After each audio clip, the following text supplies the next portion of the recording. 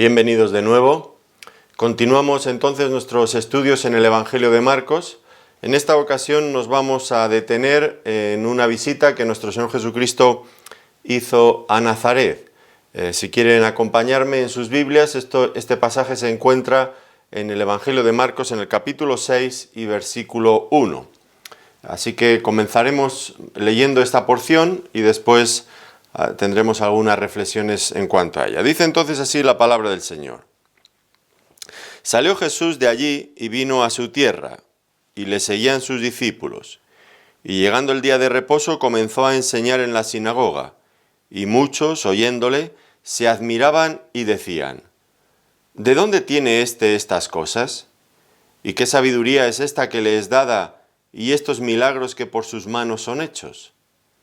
¿No es este el carpintero, hijo de María, hermano de Jacobo, de José, de Judas y de Simón? ¿No están también aquí con nosotros sus hermanas?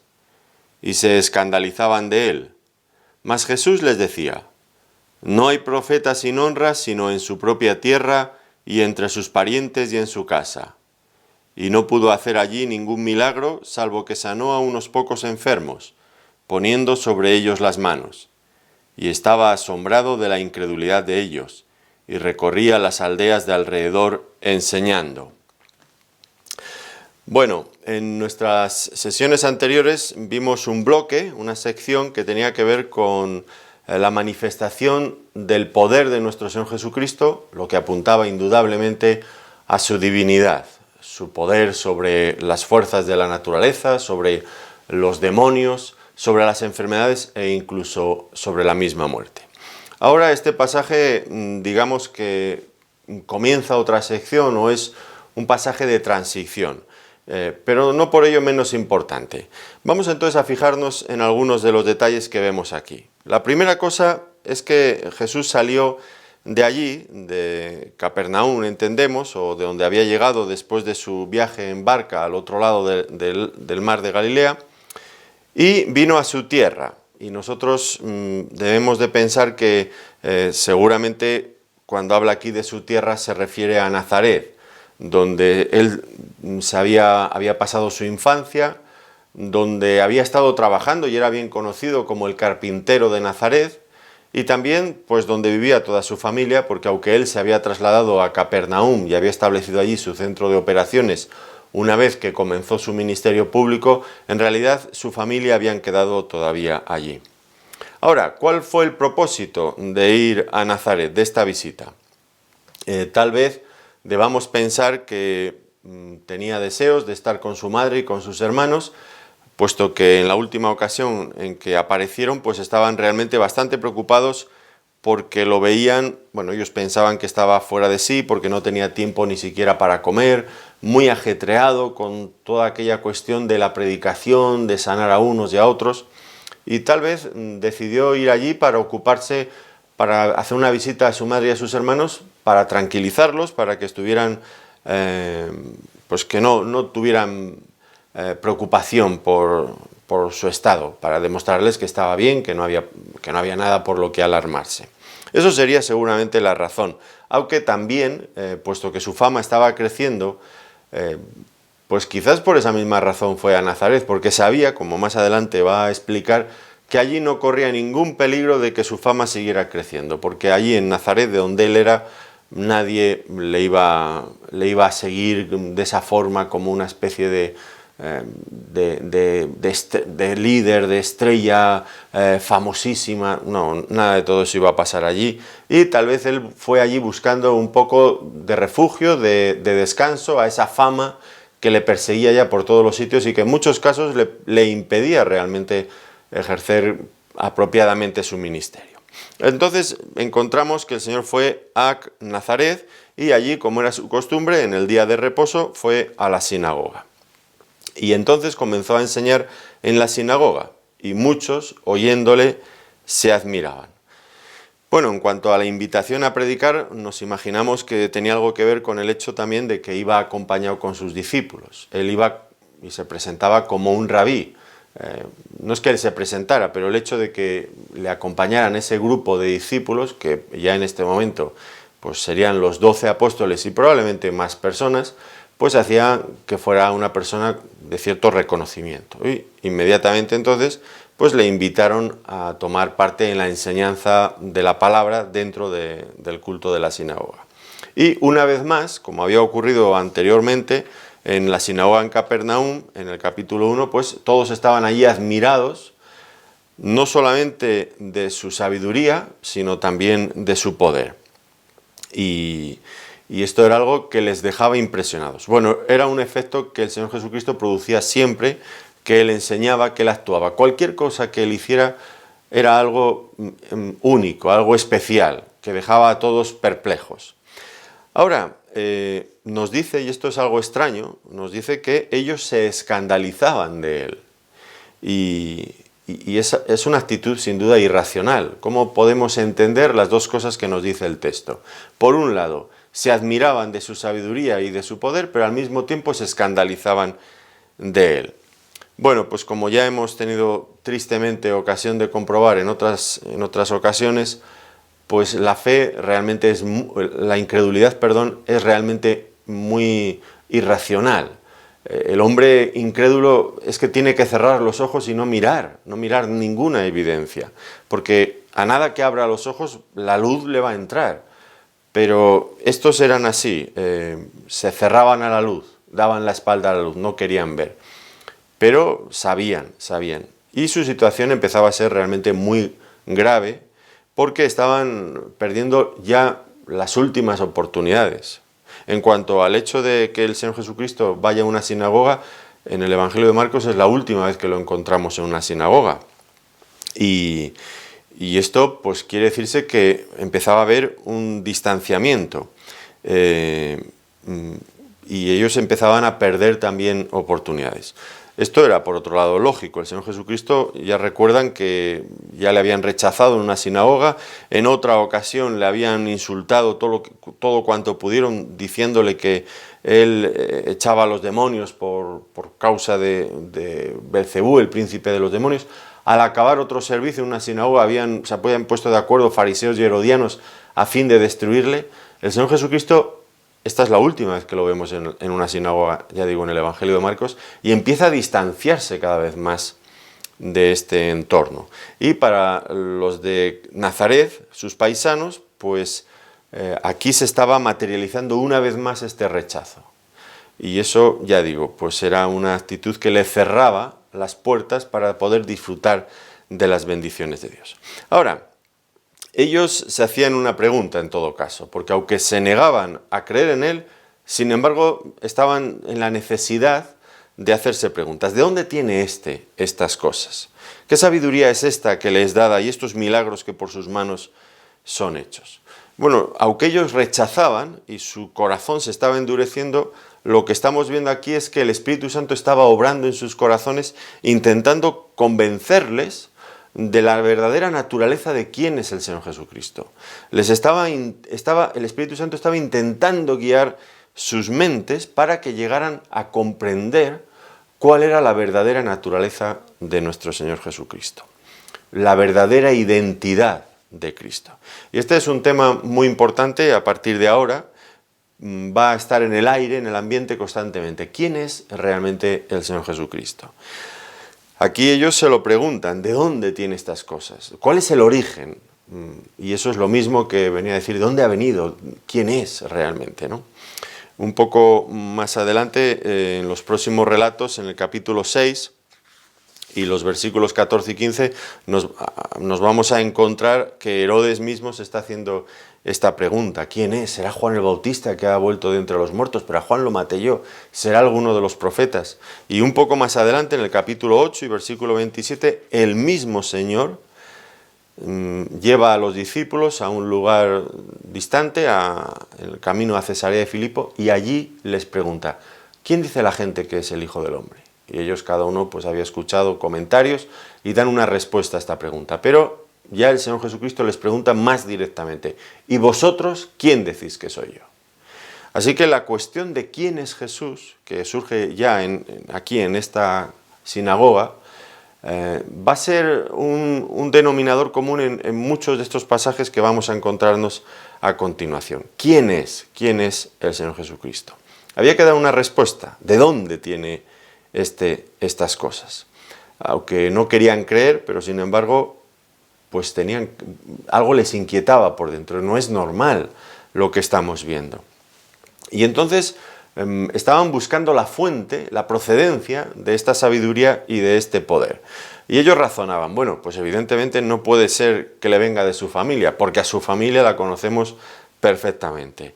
Conocemos a sus hermanos, que aquí nos da sus nombres, Jacobo, José, Judas, Simón, y menciona por lo menos a varias hermanas, así que por lo menos habría dos, eran una familia numerosa, y en Nazaret todo el mundo los conocía, y sabían que no eran, que de ahí no podía provenir su sabiduría y su poder. Era una persona, como diríamos hoy en día, del pueblo de toda la vida, gente sencilla. No, no puede tener, decían ellos, su sabiduría y su poder no puede provenir de allí. Tampoco fue a Jerusalén a estudiar con los grandes maestros de la ley, tampoco. Con Gamaliel o con otros destacados rabinos que había en Jerusalén en aquellos días. No. Probablemente porque la propia familia pues no tenía medios, no tenía recursos económicos para mandarle allí. Así que ellos seguían en la cuestión, ¿de dónde saca esta sabiduría y este poder? Y podrían haberse hecho la pregunta, tal vez se la hicieron. ¿Podría ser que Dios estuviera obrando a través de él? Pues seguramente que se la hicieron, pero tan rápido que inmediatamente la descartaron. Y probablemente pues prefirieron quedarse con la interpretación que habían dado los fariseos, que habían venido los escribas que habían venido de Jerusalén y que habían dicho, claro, de parte de sus líderes en Jerusalén, que él actuaba por medio de Belcebú. Una incongruencia total, absoluta. Pero preferible a no tener que creer, porque el hombre se agarra a cualquier cosa, a un clavo ardiendo si hace falta, con tal de no depositar su fe en el Señor Jesucristo. Cerrarán los ojos. Pero, ¿por qué rechazaron tan rápidamente la cuestión esta de ¿puede venir de Dios? Porque era lo lógico. Por lógica, una persona sensata que piense, que examine al Señor Jesucristo, su ministerio, lo que él estaba haciendo, la conclusión razonable a la que llegaría es que ha venido de Dios. ¿Quién puede hacer, dijo Nicodemo, quién puede hacer las obras que tú haces si Dios no está con él? Era el razonamiento más lógico, es que fluía solo este pensamiento, pero ellos lo rechazaron. ¿Por qué? Pues tal vez porque, quizás, entre otras cosas, luego vamos a ver más, ¿no? Pero tal vez ellos pensaron, bueno, ¿cómo va a venir el Mesías de una familia como la de Jesús? De aquí de Nazaret y de una familia, mira, María y estos hermanos suyos y sus hermanas, los conocemos bien aquí, son gente tan sencilla, bueno, pues lo descartaron automáticamente. Este es un detalle en el que tenemos que pararnos a pensar y vamos a ir viendo algunos matices en cuanto a esta idea que debemos de tener en cuenta. Al fin y al cabo pensaron ellos, ¿cómo va a ser el Mesías si solamente es el carpintero del pueblo? Y lo despreciaron, pero se olvidaron de una cosa que ya la vemos en el Antiguo Testamento y en el Nuevo Testamento aún más, que Dios siempre, en su proceder, escoge medios débiles para manifestar su gloria. Cuando llegamos a 1 Corintios, en el capítulo 1, en los versículos 27 y 28, allí el apóstol Pablo explica acerca de estas cosas y dice: lo necio del mundo escogió Dios para avergonzar a los sabios, y lo débil del mundo escogió Dios para avergonzar a lo fuerte, y lo vil del mundo y lo menospreciado escogió Dios, y lo que no es para deshacer lo que es. En el contexto de 1 Corintios 1 y 2 nos encontramos con que el Señor escogió precisamente la cruz, que era el símbolo de debilidad y de locura para judíos y para griegos, lo escogió como el medio de salvación a toda la humanidad en todas las generaciones. Pero hace lo mismo con sus siervos. Y ellos, pues lo despreciaron. Lo conocemos de toda la vida, es de aquí del pueblo, no puede ser el Mesías. Aunque haga cosas sorprendentes, pero no puede ser el Mesías. Y se cerraron completamente a ese razonamiento, a esa posibilidad. ¿No es este el carpintero? En todo caso, había una nota de admiración. ¿No es este el carpintero? Aunque en realidad pues no querían creer en él, pero había algo que les llamaba la atención. Ahora, a nosotros también nos llama la atención, pero en otro sentido. ¿Por qué? Porque nosotros sabemos quién es el Señor Jesucristo. Es el mismo creador del universo. Y uno pensaría, bueno, pues si el creador de este universo viene a este mundo, ¿dónde se va? ¿Quién va a ser? ¿Dónde se va a hospedar? Pues uno esperaría encontrarlo en un palacio con un gran séquito, mucha servidumbre a su servicio. Y en lugar de eso, nos lo encontramos aquí precisamente en una carpintería, en un taller de carpintería, en un pueblo en Nazaret. Los de Nazaret lo despreciaban, pero es que los de Nazaret a su vez eran despreciados por ser galileos, porque estaban en el norte del país, eran despreciados por los judíos del sur, de Jerusalén. Así que el Señor Jesucristo estableció su residencia y su forma de vida en una ciudad, en un pueblo bien pequeño, bien insignificante de Galilea.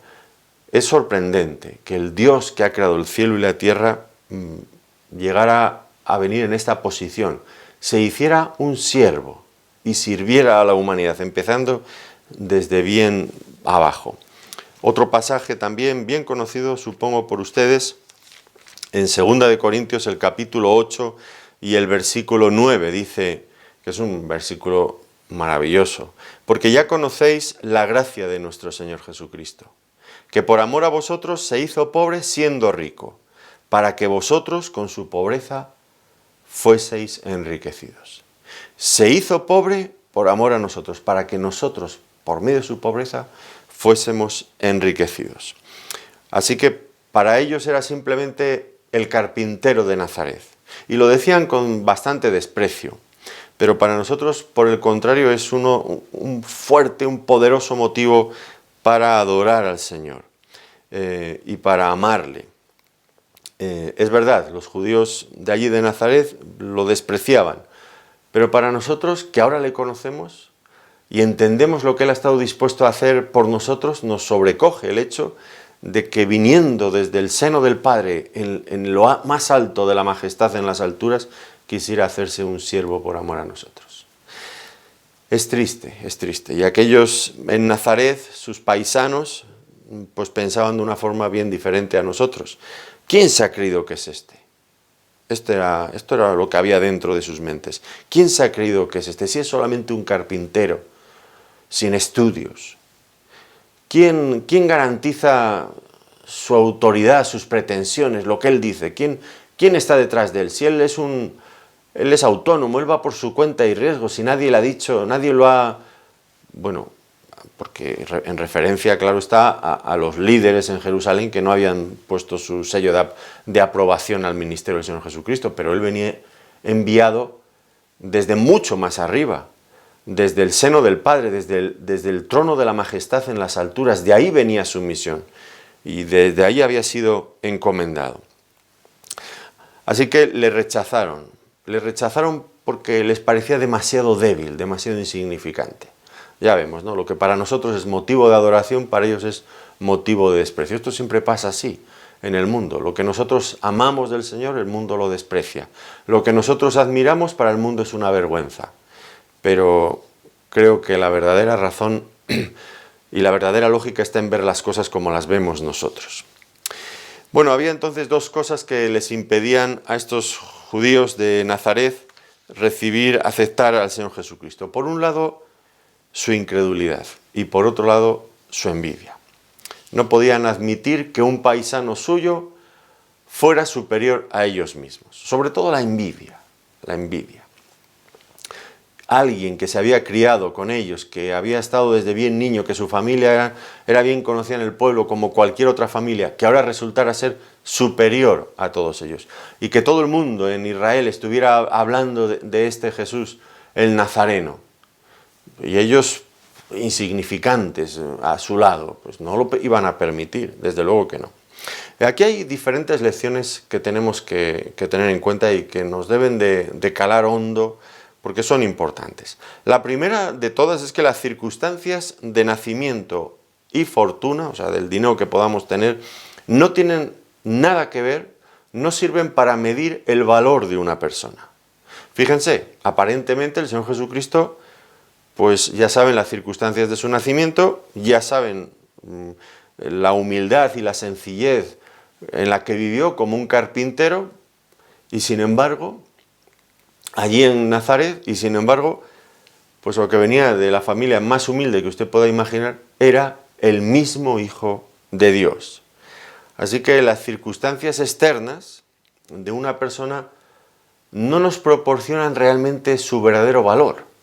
Y esto es algo que nos cuesta entender, porque nosotros siempre juzgamos a primera vista, o por lo que otros nos han dicho, nos han comentado, y vemos el coche que la persona lleva, vemos el tipo de ropa que viste, vemos si lleva un anillo, de qué marca es el reloj, de los zapatos, yo qué sé, 1000 cosas. Y eso ya nos da una idea del valor de la persona, y es completamente falso. O vemos una persona que viste pobremente, y ya nos da una sensación totalmente negativa, tal vez, y aquí, para juzgar adecuadamente, uno no tiene que fijarse en esas cosas externas. Nosotros debemos siempre valorar a las personas, bueno, valorarlas en principio como hechas a la imagen de Dios, aunque es una imagen deteriorada, muy dañada por causa del pecado, pero aún así el hombre y la mujer están hechos a la imagen de Dios, y eso ya para nosotros debe de merecer todo el respeto. Pero, como cristianos, también debemos de valorar a las personas no por circunstancias externas, como estas que estamos comentando, sino especialmente por la relación que cada persona tiene con Dios. Esto es la clave de todo. Ahora y en la eternidad. La relación que una persona tiene con Dios, eso es el verdadero valor de una persona. Para nosotros, ya digo, es todo lo contrario, es lo externo, lo aparente. Pero, insisto, es que es tan importante. El valor de una persona está en la relación que tiene con Dios. En segundo lugar, los hombres tenemos la tendencia a menospreciar todo aquello que nos es familiar. Bueno, pues aquí ellos, los hombres de Nazaret, pues como era del pueblo, pues era muy familiar y lo despreciaban. Y es fácil, bueno, nosotros caemos infinidad de veces en esta misma cosa. Las cosas que no son familiares, que tenemos siempre ahí, pues las despreciamos, no les damos el valor que realmente se merecen. Nos pasa un poco como con la salud, no valoramos lo bien que estamos hasta que caemos enfermos, ¿no es cierto? Y entonces decimos, uy, con lo bien que yo estaba, y a ver si me libro de esta enfermedad y esta cosa que tengo que me atormenta. Bueno, pues en el ámbito espiritual ocurre lo mismo. A veces tenemos cosas que nos resultan tan familiares que por lo familiares que son, las despreciamos o no las valoramos adecuadamente. Tenemos nuestra Biblia y no la valoramos. Otra cosa bien diferente son esas personas, esos hermanos nuestros en países donde la Biblia está totalmente prohibida. Si te encontraran con una Biblia, pues irías a la cárcel y pasarías años y años allí, o directamente perderías la vida. Aún recuerdo a un hermano ruso que conocí, que vino a nuestra iglesia hace años, y el hombre había pasado años en la cárcel precisamente por eso, por tener una Biblia. Y dice, nosotros allí no teníamos acceso a las Biblias, y entonces teníamos una sola, y nos la pasaban unos a otros, nos la pasábamos y la tenías tantas horas, y allí cogían la Biblia y empezaban a escribir la mano en su casa, en sus cuadernos, y tenían su propia Biblia, copiada de su propio puño y letra. Ya lo creo que valoraban su Biblia. Y su himnario, lo mismo, su himnario se lo escribían ellos a mano. También tenían su cuaderno con su himnario. Claro que valoraban la Biblia, porque no la tenían y les costó tanto tener su Biblia. ¿Nosotros tenemos Biblia? Pues ni siquiera a veces la valoramos. La valoramos en teoría, por supuesto, pero no me refiero a eso. Valorar la Biblia en teoría y decir que es la palabra de Dios y que es muy útil para que el hombre de Dios sea maduro, para que sea perfecto. Sí, eso lo vamos a decir todos porque nos hemos aprendido el versículo. Otra cosa bien diferente es valorarla en el sentido de, como decía el salmista, todo el día es ella mi meditación. Y cuánto amo yo tu palabra, y la leo y la escudriño y medito en ella. Y mi vida la dejo, hago que discurra y que se adapte, que se amolde a los principios que aprendo aquí, y quiero aprender más de ella y oro al Señor para que me dé sabiduría para entenderla. Eso es otro tema bien diferente. A veces tenemos cosas tan a la mano que no las valoramos. La iglesia local ocurre lo mismo. Yo puedo elegir, hay ciudades donde hay muchas iglesias, puedo elegir y no valoro la iglesia, mi iglesia local, ni los cultos, ni los pastores o los ancianos que hay en la iglesia, no los valoro. Hay otra cosa bien diferente es cuando no hay iglesias. Y entonces es difícil, eso ya cambia la cosa. ¿Cuánto echo de menos? Aún recuerdo aquí en España que, bueno, ahora gracias a Dios hay más iglesias, en gran medida por la inmigración que ha venido en los últimos años. Se han multiplicado muchísimo las iglesias, pero aún recuerdo creyentes que venían de otros países, venían a donde yo vivo, a Ávila, que es una ciudad pequeña, y si viven en la provincia hay 450 pueblos, en la provincia de Ávila, y no hay iglesia. Yo creo que como mucho en uno o dos puede haber iglesia, y es un grupo muy pequeñito, muy reducido.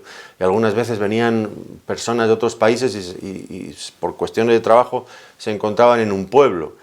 Y un día por fin podían venir aquí a la capital y congregarse con nosotros, y las personas a veces se ponían a llorar. Cuánto he deseado encontrarme con hermanos y con creyentes y tener una iglesia. Sí, pero mientras la tenemos al lado de la casa, pues igual no la valoramos. Por esto que decimos, ¿no? Porque tenemos la tendencia a menospreciar aquello que nos es familiar.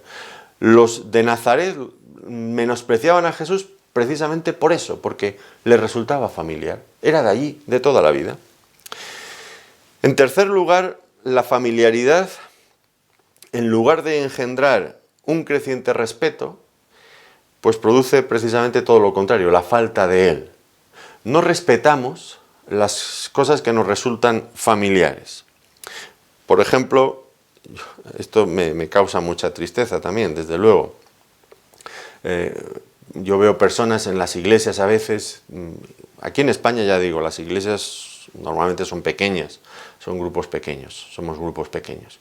Y bueno, pues también los pastores se miden, esto que les decía antes, ¿no? De mirar las cosas por las apariencias. Aquí los pastores también muchas veces se comete esa terrible equivocación de valorarlos por el número de miembros de su iglesia, y eso les hace mejores pastores o peores pastores, cuando no tiene nada que ver, porque pueden tener unas iglesias muy grandes y no ser hombres de Dios, sino hombres que van por otros caminos y pueden ser falsos profetas incluso en algunos casos. Dios nos libre de todo eso, ¿no? Pero pudiera ser incluso, ¿no? No tiene nada que ver, no tiene nada que ver. Pero es tan fácil, uno está en una iglesia pequeña, hay un pastor, unos ancianos en la iglesia, y es tan sencillo faltarles al respeto, porque los tengo allí a mi disposición, siempre los escucho predicar cada semana, si tengo cualquier duda les pregunto, viven al lado de mi casa, los conozco perfectamente, y es fácil, pues eso, no respetarles. La familiaridad nos lleva a no respetar. En cambio, un día por A, por B o por C, hay una reunión grande y vamos todos juntos a esa reunión, y hay un pastor que va a dar una conferencia. Ese es un pastor de una iglesia muy grande, venía de no sé dónde, y entonces los miembros están alucinados con ese pastor.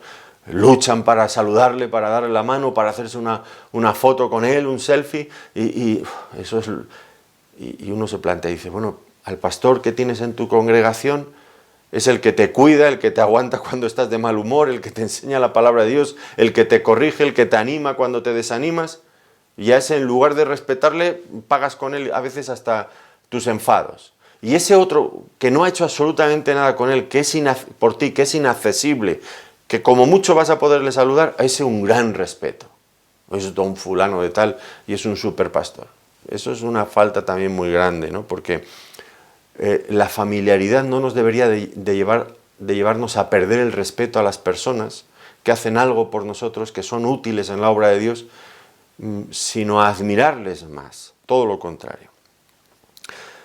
Y esto es una cuestión a veces difícil para los pastores, ¿no? Porque a veces hay pastores que son muy serios, muy distantes, y que van con el látigo, gobiernan la iglesia a base de látigo, y la gente les respeta más por temor. Y hay pastores que que intentan seguir el ejemplo de Cristo, de enseñar y de no imponerse por la fuerza, sino enseñar por el poder de la palabra de Dios y corregir con la palabra, y esos que son más cercanos, que te dan consejos, que pues a veces en lugar de, como no se les tiene miedo, pues tampoco se les tiene respeto.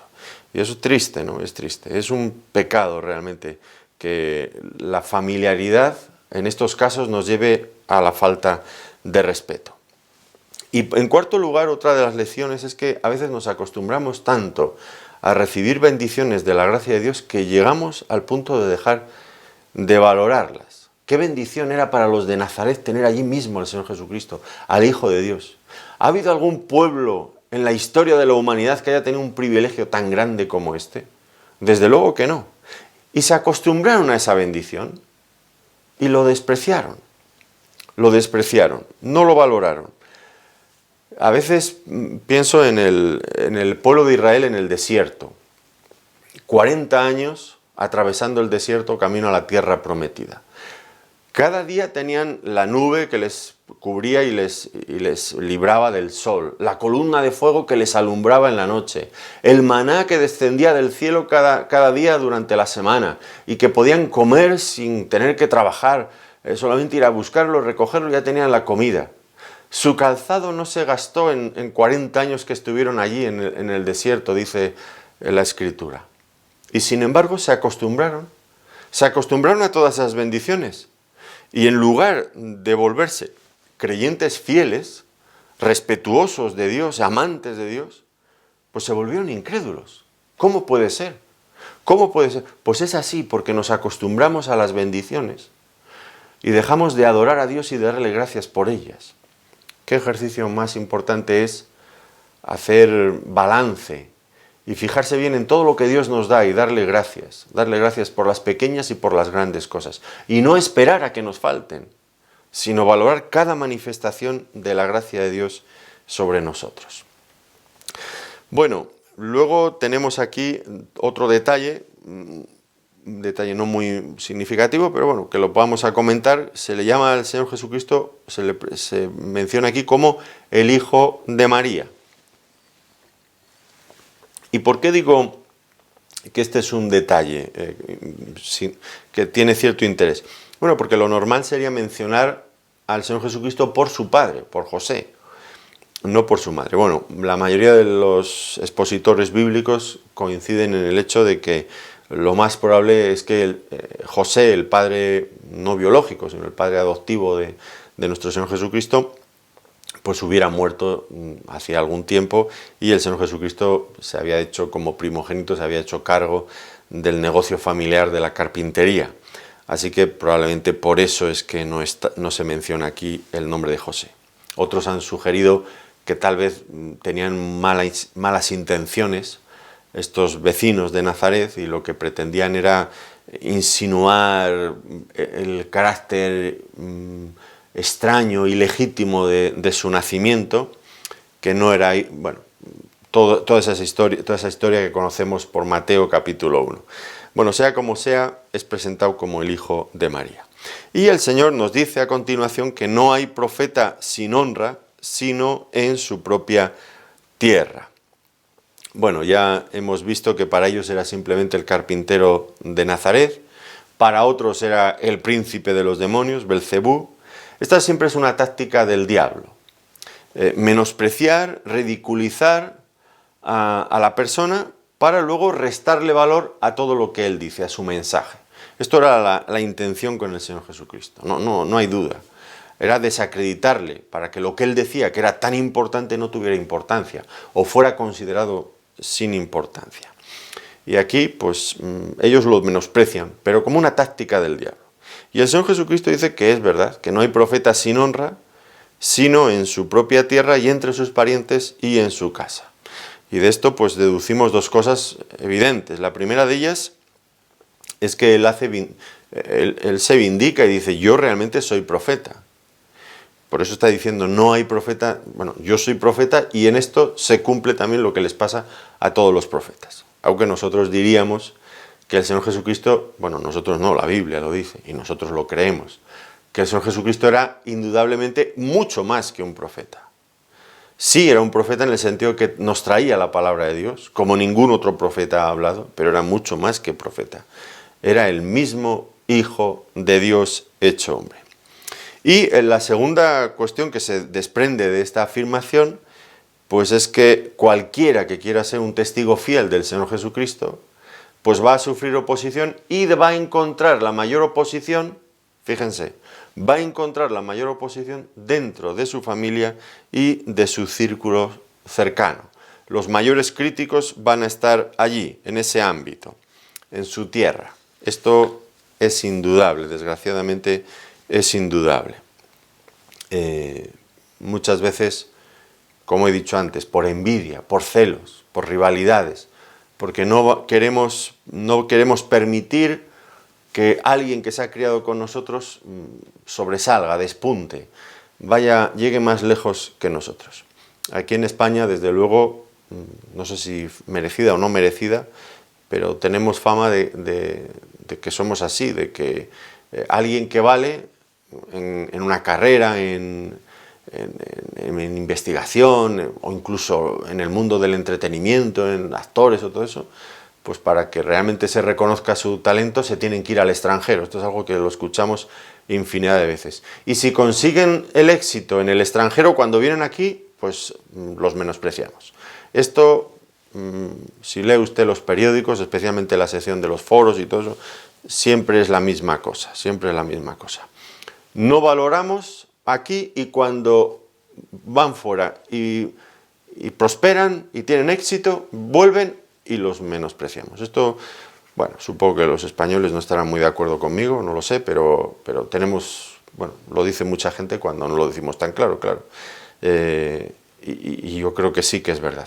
Pero no sé si en otros países ocurre. Desde luego a estos aquí les pasaba. Menospreciaban al Señor Jesucristo por envidia, porque no aceptaban que sobresaliera por encima de ellos. Y a los que más les afectaba, pues era precisamente a los suyos, a los de su familia, a los de su pueblo. Ahora, en todo caso, cuán grande es la misericordia y la gracia de nuestro Señor Jesucristo, que aunque Él se había criado allí y los conocía perfectísimamente, sabía de qué estaban hechos, cómo reaccionaban, igual que ellos le conocían a Él, pero Él los conocía también a ellos. Y sin embargo, volvía nuevamente a Nazaret para anunciarles de nuevo ese mensaje de amor, de gracia, de perdón, que aunque aquí no se dice cuál fue el contenido de su predicación, pero estamos seguros de que él anunciaba el reino, las condiciones del reino, la fe, el arrepentimiento, las maravillas del reino de Dios, la figura del Mesías, bueno, todas estas cosas. ¿Qué ejemplo para nosotros? Allí donde tantas veces le habían rechazado, él volvía nuevamente con el mismo amor por ellos. Ahora, al volver y al estar allí, nos dice aquí algo la palabra que sí que debe de llamar mucho nuestra atención. Dice que estaba asombrado de la incredulidad de ellos. Hay dos veces en los evangelios que se describe este asunto. El Señor mostrándose asombrado por algo. En un caso, en Lucas capítulo 7, versículo 9, el Señor está asombrado por la fe de un centurión. Aquel centurión que... Bueno, es que es tan interesante aquella historia en Lucas capítulo 7 y el Señor está asombrado. Es un centurión romano y el Señor se asombra de la fe de este hombre y lo elogia, lo elogia. Y lo vemos también asombrado aquí, en el sentido totalmente opuesto. Asombrado no por la fe de los nazarenos, sino por la incredulidad de sus paisanos allí en Nazaret. Este asunto de solamente estas dos veces en las que vemos al Señor asombrado, una por la fe y otra por la incredulidad, ya nos dejan constancia de la importancia que para el Señor tiene estas dos cosas, la fe y la incredulidad. La fe y la incredulidad. La incredulidad, por un lado, es sin duda el pecado más antiguo de este mundo, porque ya recordamos que en los albores de la creación Adán y Eva decidieron ser incrédulos, escuchar la voz tentadora de Satanás, con que Dios os ha dicho, allí lo ven, ¿no? Dudando incitando a que el hombre y la mujer duden de la palabra de Dios. Con que Dios os ha dicho, seguro que no moriréis, no moriréis. Dios os ha dicho que si coméis de este árbol moriréis, no moriréis. Dudando de la palabra de Dios, dudando del juicio de Dios. Eso eran las primeras tentaciones de la serpiente, de Satanás, ahí en el comienzo mismo de la creación. Y Adán y Eva prefirieron escuchar a la voz de la serpiente y mostrarse incrédulos frente a la palabra de Dios. No creyeron la palabra de Dios. Y comieron pensando que realmente no morirían. Y finalmente, pues, bueno, ya lo saben ustedes de sobra, morimos. Morimos porque Dios dijo la verdad. Y el juicio de Dios fue cierto. En contra de lo que la serpiente le dijo, no moriréis, claro que moriremos. Ahora la Biblia dice que hay un juicio eterno y los hombres dicen, no, no es verdad, porque siguen escuchando la voz de la serpiente, no va a haber juicio, claro que va a haber juicio.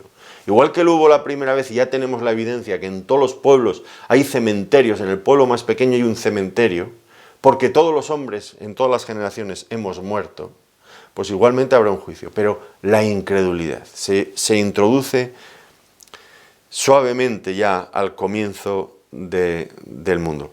La incredulidad que acompañó al pueblo de Israel, ustedes recuerdan, 40 años en el desierto. ¿Y por qué 40 años si era un trayecto que se podría haber hecho en muchos menos días? ¿Por qué razón? Pues básicamente por incredulidad. ¿Por qué no entraron a la tierra prometida? Bueno, ¿por qué no entraron los que eran mayores de 20 años? De los que habían salido de Egipto mayores de 20 años, ninguno entró en la tierra prometida, a excepción de Josué y Caleb. ¿Por qué no entraron el resto? Pues Hebreos capítulo 3 y 4 lo dicen, y no entraron por causa de incredulidad. Por causa de incredulidad. Y la incredulidad, fíjense bien, la incredulidad es el único pecado que Dios no puede perdonar, para el que no hay perdón. Es más, las personas que se condenan y que van al infierno no es por haber sido asesinos en serie, por haber sido violadores, por haber sido pederastas, por haber sido estafadores, ladrones, por haber sido, yo no sé, los peores crímenes que usted se pueda imaginar. No, la gente no va, las personas no van al infierno por estas cosas, por ninguna de esas cosas. Todo eso tiene solución. Claro, van por eso, sí, desde luego que van por eso, pero se podrían librar, aun siendo eso, se podrían librar del infierno, es lo que quiero decir. De lo único que les impide ir al cielo realmente es su incredulidad. Ese es el pecado para el que no hay provisión, porque nos impide llegar a alcanzar la gracia de Dios. La incredulidad nos aparta, nos separa. Todos los demás pecados hay perdón de Dios, si el hombre lo busca. Si el hombre lo pide a Dios, pero la incredulidad no, porque nos separa, rompe nuestra relación con Dios, nos impide acceder a sus beneficios y a su gracia. Fíjense lo que dice Juan, el evangelista, en el capítulo 3, a continuación de ese versículo tan bien conocido de Juan 3:16, pero nosotros vamos a leer ahora en el versículo 18. Dice, el que en él cree no es condenado, pero el que no cree ya ha sido condenado, porque no ha creído en el nombre del unigénito Hijo de Dios. Eso es lo que quiero decir. Cualquier persona que crea, por muy grandes que sean sus pecados, hay recursos, hay perdón para él. Pero para quien no hay perdón es para el que permanece en incredulidad. El que no cree ya ha sido condenado. Eso es lo único, el único pecado que nos puede separar definitivamente de la gracia de Dios y enviarnos al infierno. Tan grave es la incredulidad que dice aquí el pasaje, y no pudo hacer allí ningún milagro. No pudo hacer allí ningún milagro. ¿A qué se debía? Pues evidentemente no tenía nada que ver con la falta de poder en el Señor Jesucristo. En la sección anterior hemos estado considerando, lo recuerdan ustedes si han seguido esta serie de estudios bíblicos, pues que el Señor Jesucristo manifestó su poder allí donde el hombre se encuentra siempre en bancarrota, frente a la propia creación, frente a los demonios, frente a la enfermedad o la muerte. No era una cuestión de que el Señor Jesucristo se le hubiera acabado el poder, ni mucho menos, no tenía nada que ver con eso. Pues ¿por qué era entonces? Bueno, porque la fe es el cauce por el que recibimos las bendiciones de Dios. Y si eran incrédulos, el Señor no podía hacer allí muchos milagros por causa de su incredulidad. Esto pues tiene estas dos lecciones fundamentales, este hecho, ¿no? La primera, esta que estamos mencionando, que la única forma de disfrutar del poder de Dios en nuestras vidas es por la fe. Si no tenemos fe, nos alejamos y perdemos no solo la salvación, sino también todos los beneficios de la gracia de Dios sobre nosotros. La fe es el cauce por el que fluyen hasta nosotros la gracia y las bendiciones de Dios. Pero por otro lado, hay un detalle aquí muy importante que no podemos ignorar, y es que este poder de Dios, del Señor Jesucristo, que fluye hacia los hombres, no se impone. Él no impone su poder sobre los hombres, en ningún sentido. Ni para hacer beneficios, ni milagros, no, ni para la salvación. Dios no impone eso. Dios tiene todo el poder, pero no lo impone. Él respeta la libertad del ser humano. Una libertad que Dios mismo en su soberanía ha otorgado al ser humano.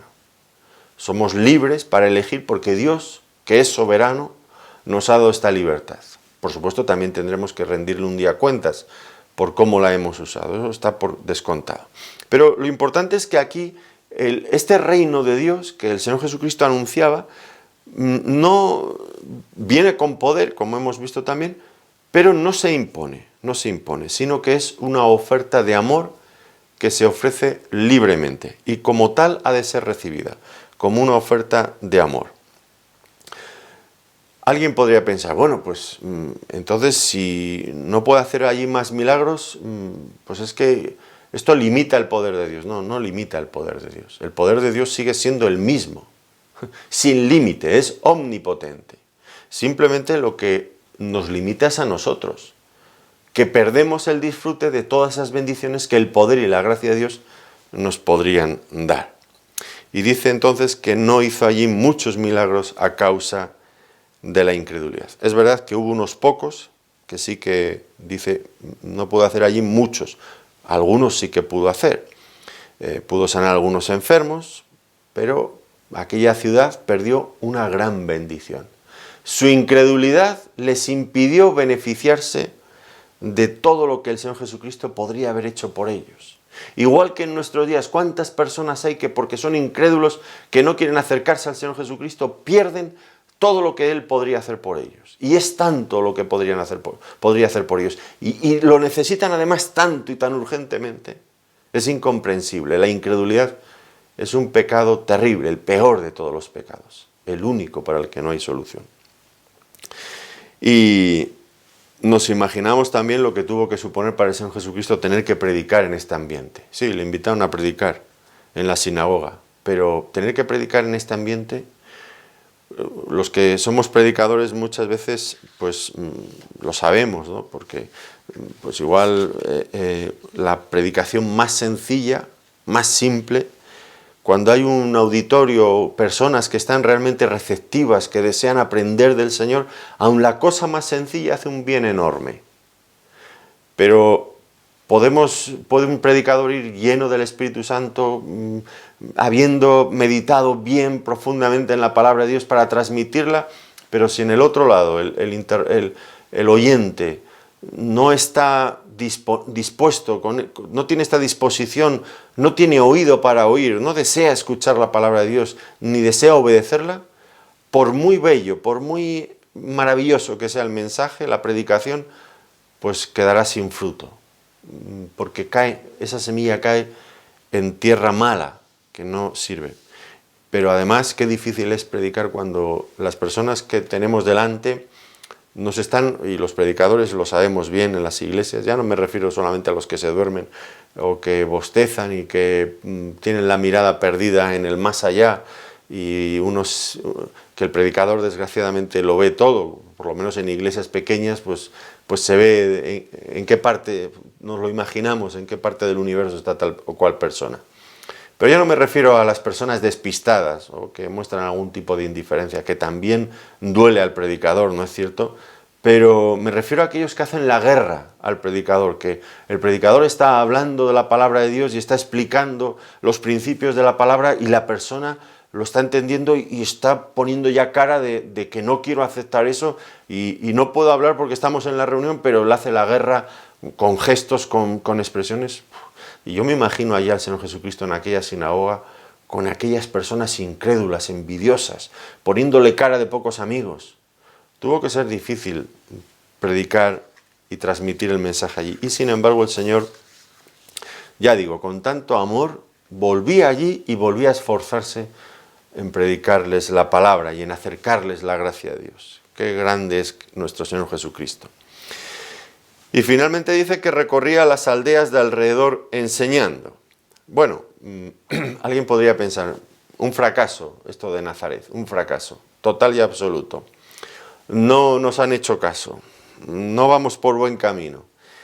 Y muchos de nosotros, cuando no nos escuchan, cuando no nos reciben, cuando nos ponen esas malas caras de las que hace un momento les hablaba, cuando intentamos evangelizar a alguien y nos cierra la puerta y no quiere saber nada, o nos corta la conversación o nos manda por ahí porque no quiere escucharnos, pues con tanta facilidad nosotros, ¿verdad?, nos sentimos heridos, nos sentimos desilusionados, desanimados, hundidos y perdemos el deseo de ir adelante.